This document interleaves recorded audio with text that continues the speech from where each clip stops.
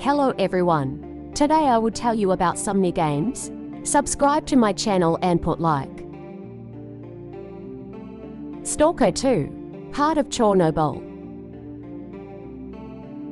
The player character is Skype, a veteran who has returned from a 3-year deployment in an unspecified conflict.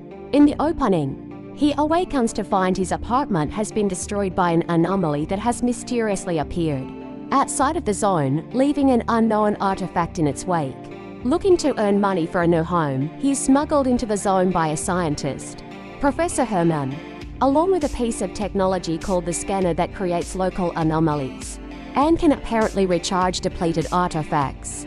Venturing into the zone, he finds his initial team he was to make contact with have been killed and sets out alone to use the scanner and special coordinates where it works. On the third and successful attempt, he is interrupted by an investigation from soldiers of the faction called Ward, dedicated to controlling the zone and stopping its expansion. The soldiers themselves are killed by an unknown third party, who steals Skip's belongings and knock him unconscious. He awakens and sets out to recover the scanner and artifact. Aided by a friendly loner named Richter, he finds himself on the trail of Cider, who sold him and the scientist the coordinates of where to place the scanner, collaborating with either the local stalkers or the Ward in the process.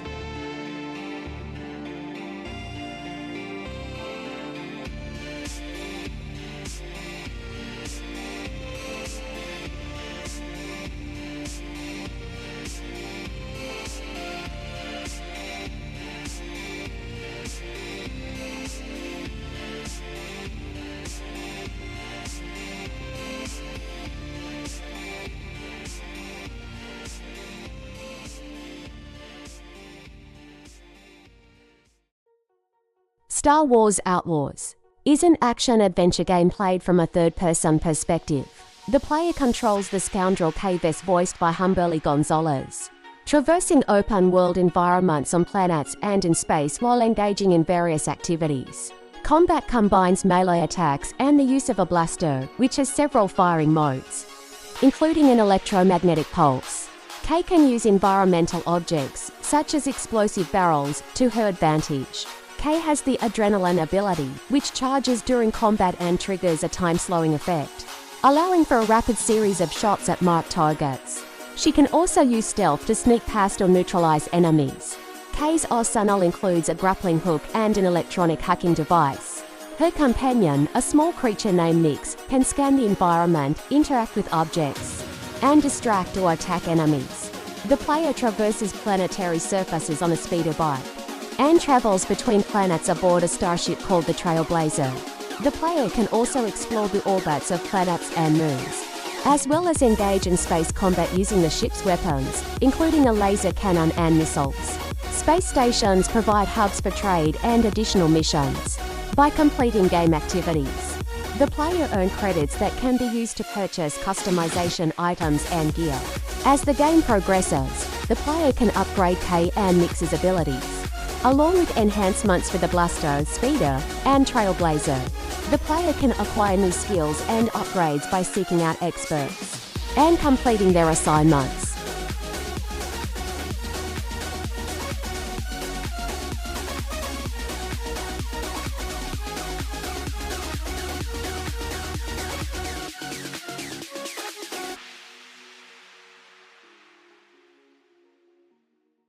Like previous entries in the Call of Duty series, Black Ops 6 is a first-person shooter, featuring a single-player campaign, a multiplayer component, and the cooperative round-based zombies mode.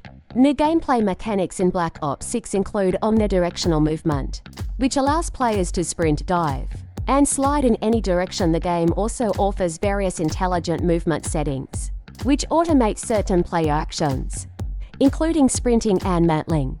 Players are also able to choose between a selection of established presets that alter the game's heads-up display HUD. This includes a legacy preset for the zombies HUD that more closely matches the layout for the HUD in Call of Duty Black Ops 2015.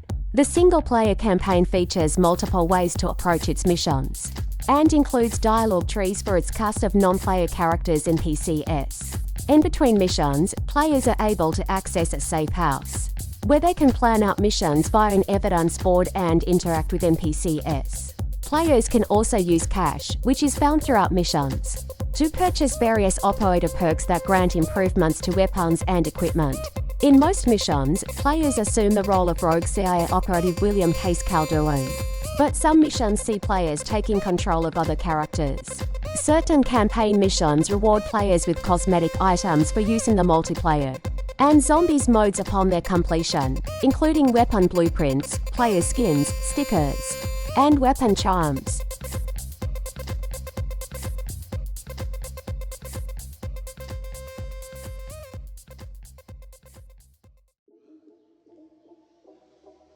In Warhammer 40,000, Space Marine E, the player engages enemies using a mix of both melee and ranged combat.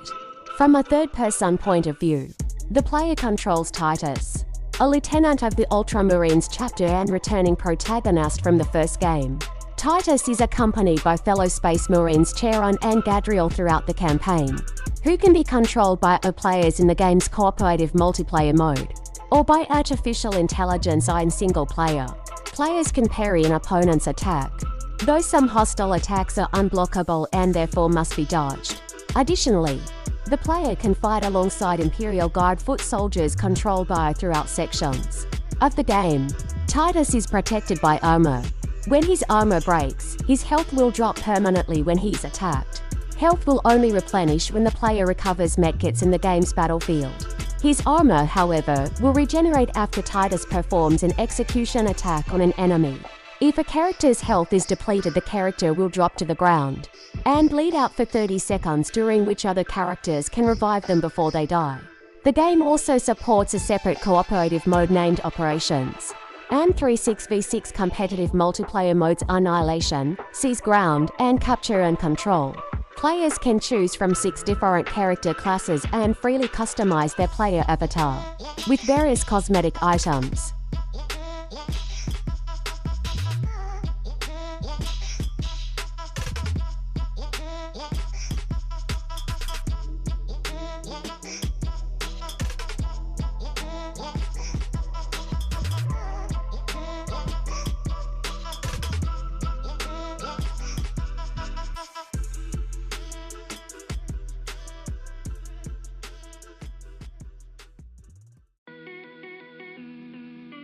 Delta Force, formerly Delta Force, Hawk Ops is a free-to-play first-person tactical shooter for PC, consoles, and mobile.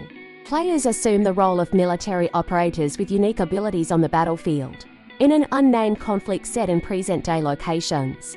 Military vehicles like tanks and helicopters will be available for players to control, and players can customize their weapons and characters. The multiplayer is free to play with optional microtransactions, and developers have opted against pay-to-win elements, with a separate game currency for cosmetics. Aside from Havoc Warfare, a mode where teams are allocated tickets to win a game, it will also feature an extraction mode known as Hazard Operations. Player progression is largely shared across different platforms with some limitations.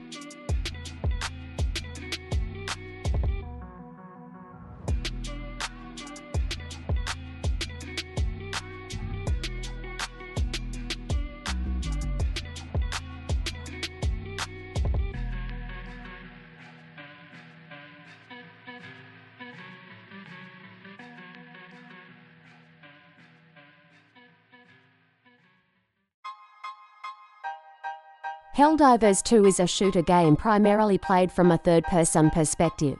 Players complete tasks called missions in procedurally generated levels or operations, while fending off hordes of enemies. Players choose the difficulty level of their operations, ranging from level 1 trivial to level 10 super Helldive.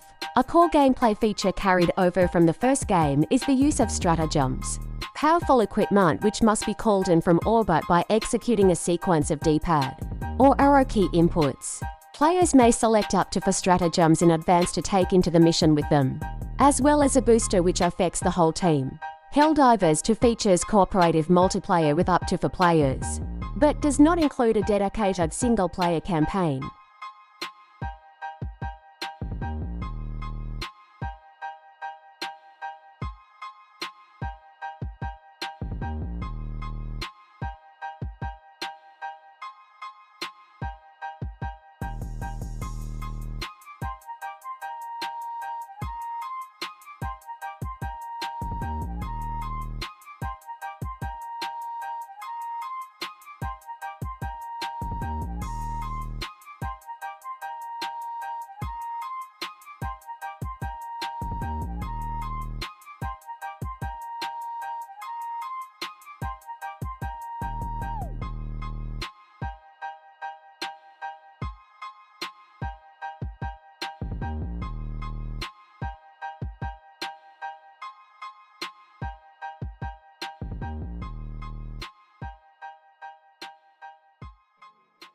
The First Descendant is a free-to-play massively multiplayer online role-playing looter-shooter. Players take on the role of descendants, individuals who possess mysterious powers and have become humanity's only hope, against the hostile Volgas, an invasive alien race. As a descendant, the player is tasked with objectives related to repelling the Volgas threat. Albion serves as the main hub where the descendant can receive quests. The quests themselves are completed in various battle areas unlocked through progressing the main story. Each descendant has 1 passive skill and 4 active skills that can be used after a cooldown period. The game features an arsenal of weapons, ranging from submachine guns to launchers, each with their own power levels and effects.